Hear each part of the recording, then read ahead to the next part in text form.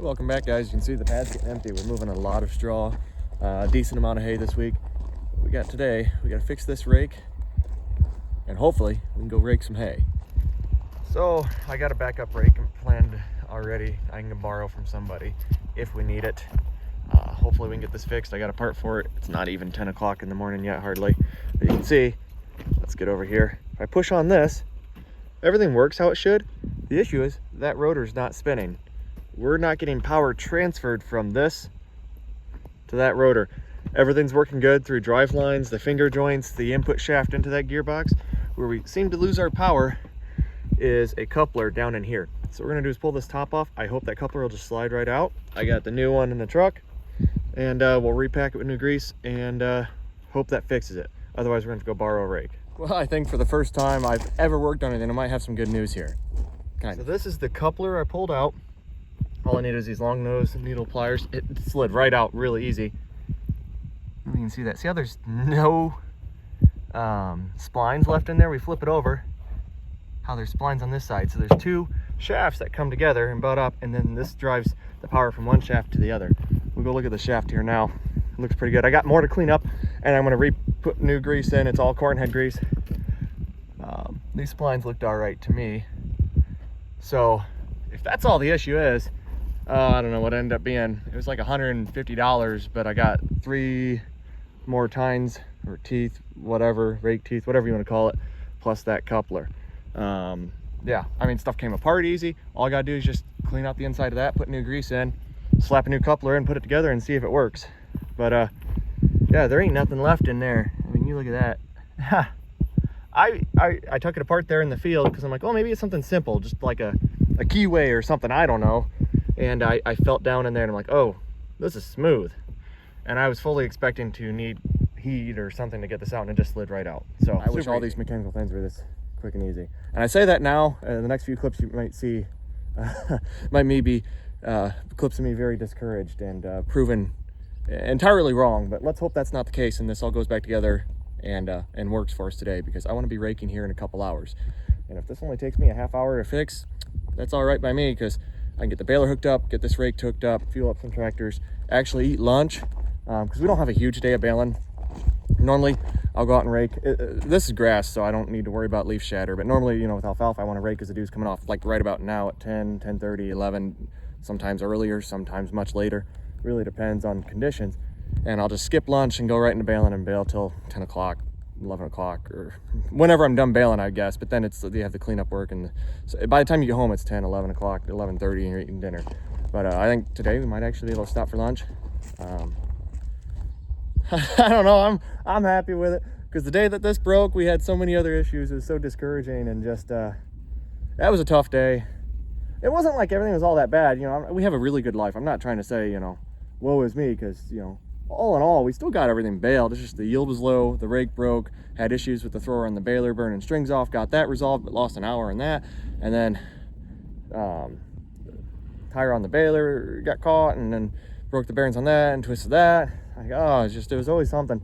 And hopefully things turn around here. We got some really nice grass. I don't think it's gonna be really heavy yielding, which is, you know, not ideal, but with the conditions it grew under, I'm happy with it. So let's get into this, get it cleaned and get going. Here's the new one. You can see there's actually splines on it, something crazy. Let's go test fit it on the shaft, and then we'll slide it down in there and see how it looks. These things are fun to work on when you have all these arms in the way. Yeah, that's a pretty tight fit. I like it.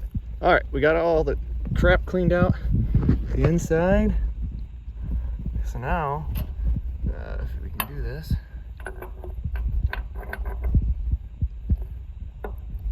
There it goes, just slid on.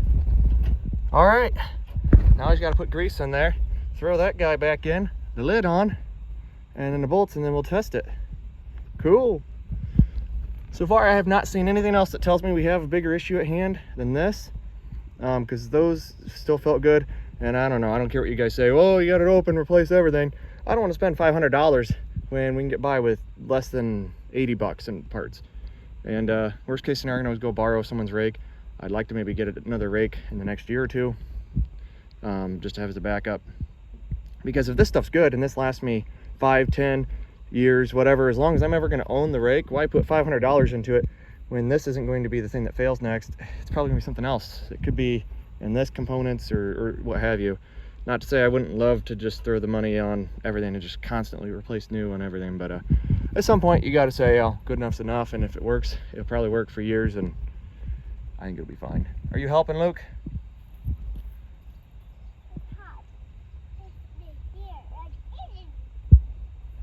Something else must be wrong. He's telling me something else is up. Well, let's just hope he doesn't know what he's talking about. All right, let's get this back together. All right, as you can see, stuff's back together. Let's check out something really cool here. I pull on this. See how the rear rotor's moving with it, how it's supposed to? I guess we'll find out when we get it in the field, but so far, I'd say this is fixed. I can't believe how easy it was. Now I got this one to replace. That's simple, that's a bolt. And there's a couple others I noticed that were just missing one of the two. Like right there's a good example. I might replace this too. You can see how it's supposed to have 2 tines. Like the others, just has 1. So I don't know if I got enough. I forget what I counted. I bought 3. This one obviously needs replaced for sure.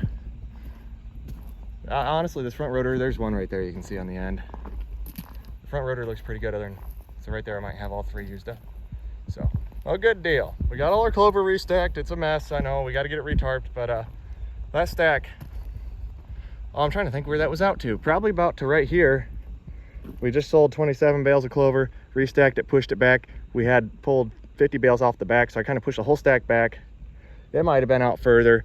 And then we had like 50 round bales pyramided up that came all the way out to right here, basically to the front of the rake. So we got this whole area. This would be a great spot to drop the gooseneck. And now I don't have to back between piles, you know, because before this was stacked right up to the edge of the rake. So having to back in there with the rake, if you've ever backed one of these up, you know how difficult that can be. So that's gonna make that nice. I might be able to keep the rake over here, gooseneck over here, stuff like that as we get, it's gonna be a while before we get ready to start putting equipment in the barn. I don't know when the next barn will start, but shoot, that's a good mood lift on the morning. Let's go home, get cleaned up, and come back out here around noon or so to start raking.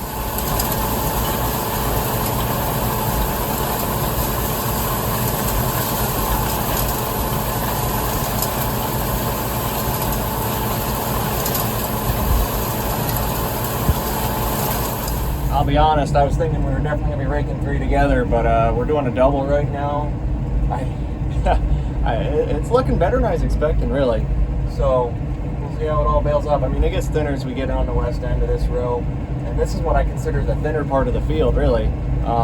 The part that we're raking right now. And you might say, well, you got 1 row there, why are you raking it over? Well, I just raked the one on top of it because I was thinking I'd make a second pass, basically rake the other one and just kind of kick this over. Basically, therefore, having 3 rows together, but I just decided we're just gonna go with 2 here for now. It's a good sized windrow though, I'm happy with it. So the reason we're kind of starting in a weird spot, I mean not a terribly weird spot, but kind of, is the section we're in right now. It's about 100 foot long, I guess, whatever the boom is on that sprayer. They made 1 pass through here when they sprayed our first cutting alfalfa so basically we did first cut alfalfa and then we were getting the field sprayed afterwards with molasses, a foliar, some carbon. And I said, hey, just throw a little bit extra in the tank, give me another acre worth of chemical, throw that in, and make a pass in the grass field, and let me know where you sprayed it. I want to kind of see if that's something that pencils out on grass or not. So I wanted to start here and make sure I raked this, and knew how many rows I had in 1 windrow, and raked a couple on either side of it, and then I was going to count how many bales I got per row, and then just kind of figure out what this maybe could have gained us. I know the south end's thicker, and it has been basically since we started making this field. I mean, this is only our 3rd time we've ever mowed this field, but the south end just looked better all year, and so I don't want to compare a bad portion that got chemical that looks pretty decent now because it got sprayed to something that's just always looked good no matter what we've done.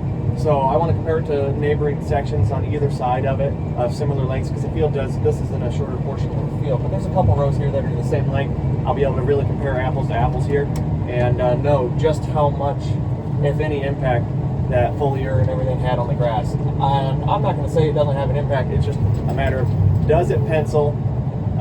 Do we get a return out of it? This is the big thing. So we're going to rake it this way so we can actually do some math on it. See, there's where our second barn's going. You kind of saw that behind me. I wasn't really looking. But that's kind of what we're doing here. And so far, just a little bit I've raked already. I can see a sizable difference in the windrows. I guess we'll find out once we actually bale.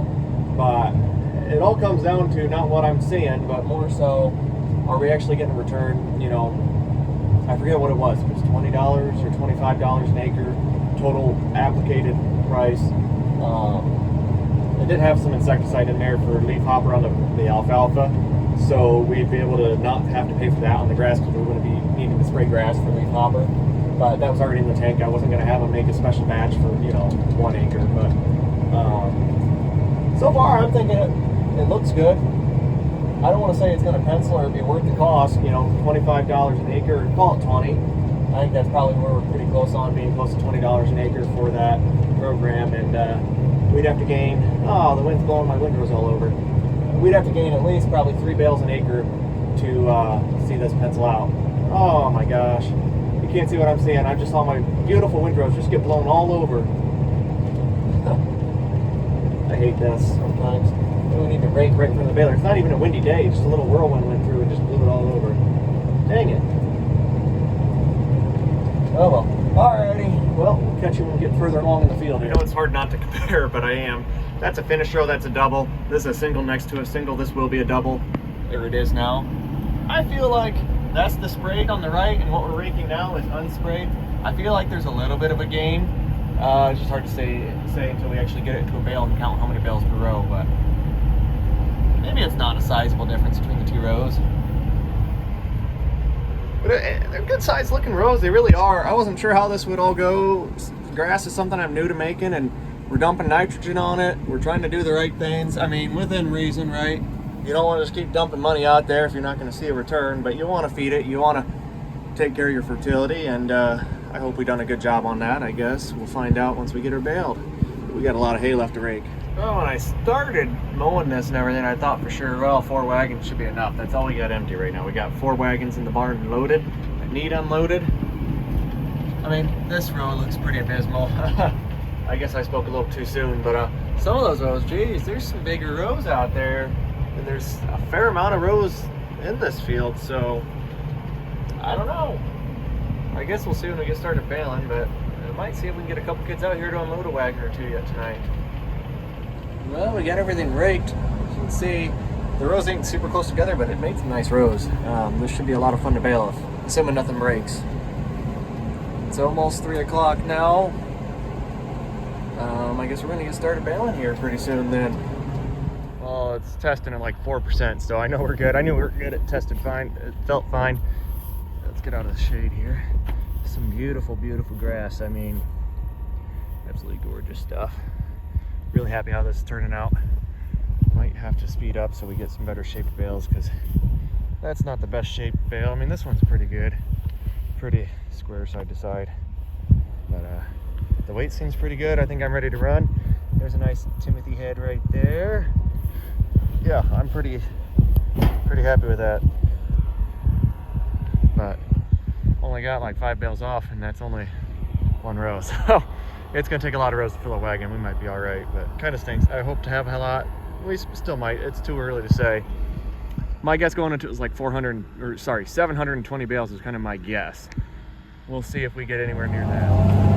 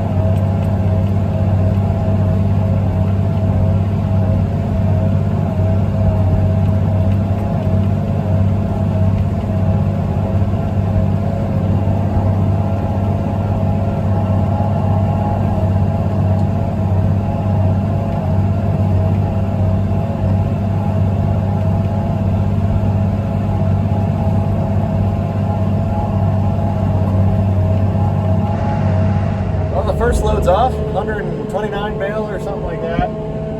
I hate that the wind blows my windrows because now we got all these things to clean up in the field. So I got my helper here today. So the fertilizer is not for, I guess it's all fertilized with nitrogen, and we'll see how good my skips were when I was running the buggy.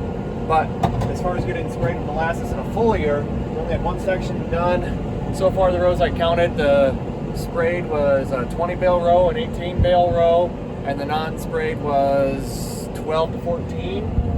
The row I'm on now is only up to 6 and I'm over halfway done. So I think the row I'm on now is one of the ones that would have been sprayed, and it's not over, I don't think it's going to do over 12 or 14. So I'm not sure what's going on. I'm wondering if that's just, I wasn't the best at running the nitrogen buggy.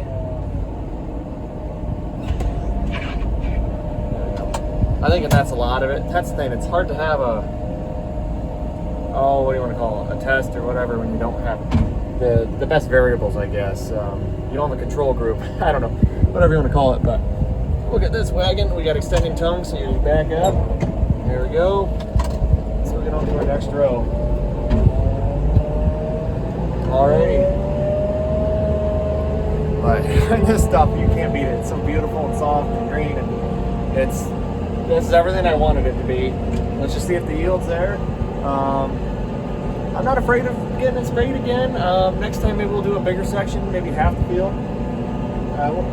We'll get a couple more rows baled here, count them, and I only got a few more rows that are the same length because we're in the shorter ones, and then it gets longer after that. So I got this one I'm on now, and then one more or two more I can count. After that, I'll have nothing left to have really truly compare. I don't know, because the north end's never done as good as the south end, but that one row was pretty good. I had to go down to 5th gear while I was baling in 7th and some of the others, so it's hard to say. Oh, I just missed it. I don't know if you can see that. A little dust devil. All my hay's blowing everywhere. Sorry about that. Well, I was cleaning up some of the problems that the earlier ones caused. Looks like we got more work to do now. I don't know. We almost maybe need to bring the rake back out for some of that. Holy cow. I don't know how much of this is picking up. It's just blowing hay all over the place. We're still cranking out the bales here. I got hay like 40 feet up in the air. Holy cow. This is getting all tore up. Look at that. Oh my gosh. Oh, I might need to get the rake out. Oh my goodness. No. You guys see that? Isn't that nuts?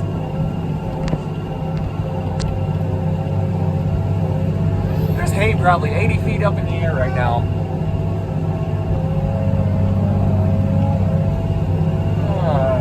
Load number 2 filled. Let's see where we're at. 270. Yeah, we ain't gonna hit 700, that's for sure. But this stuff is just such beautiful hay. It's so soft. I mean, look at that. Second cut grass. It's everything you want it to be, except it's not super high yielding, but it's okay. I can live with it.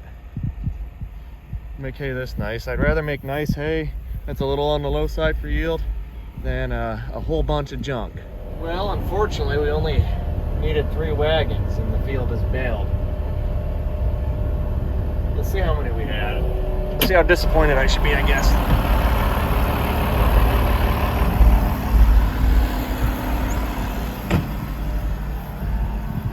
Alright. Oh man, we didn't even make 400 bale. Shoot. Oh well. We made it close. Had 1 bale break there at the end, just burned the strings off, I'm guessing, but nice stuff. Wish we had a little more rain. I probably would have gotten that 450 bale. Color's beautiful. Everything about it, just phenomenal hay. Well, it did about 21.7, just about 22 bale an acre. I was really hoping for 40.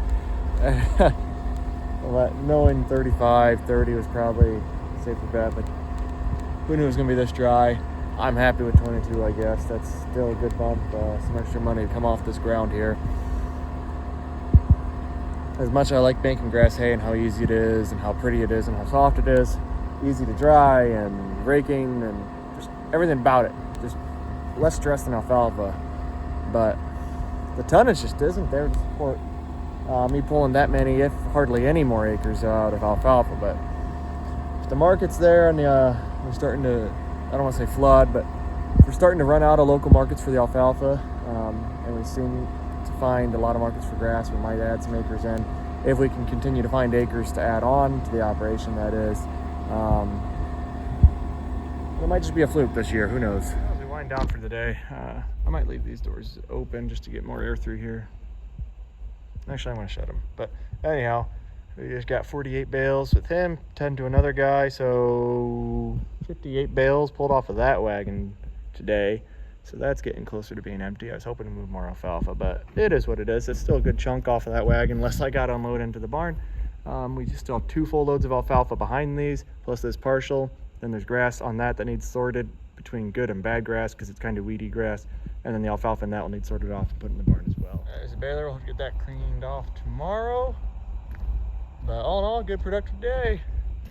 Time to go get the truck. Let's go see where we're at with that. So we got 1 wagon pretty much emptied, and we have 2 left to unload. I got to figure out where I want to put this second cut grass.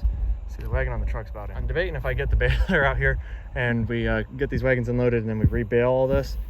Because there was 1 broken bale in this wagon, but it's just such beautiful hay. It's a shame to just feed it when I can be baling and selling it.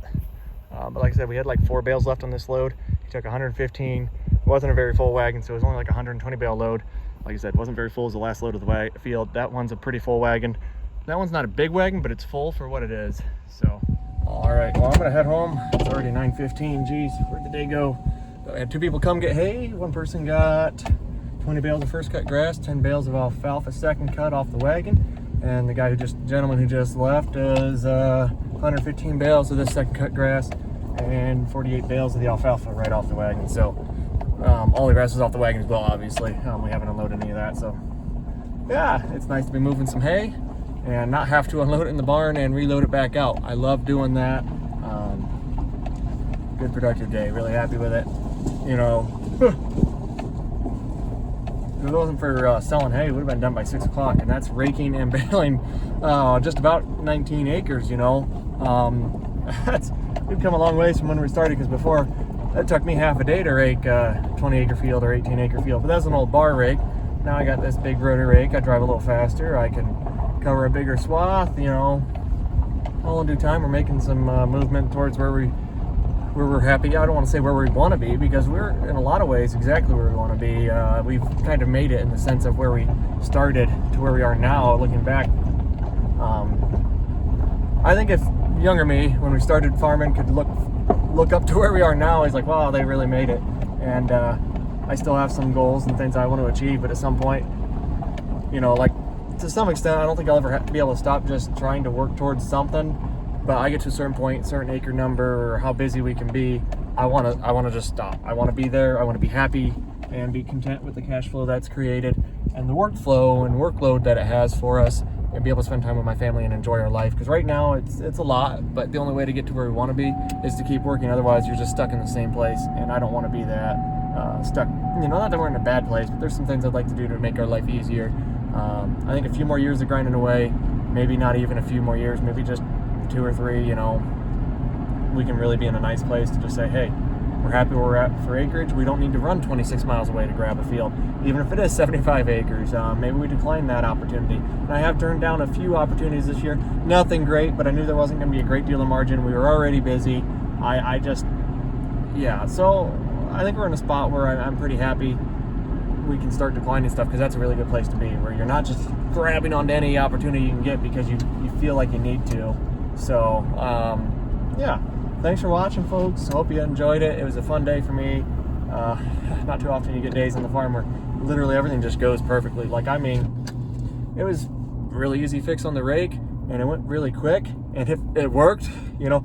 Like, 1, the fix worked, that's a plus. 2, it took less time than you think. You know, I don't even know how that's possible, because everything always takes longer than you expect.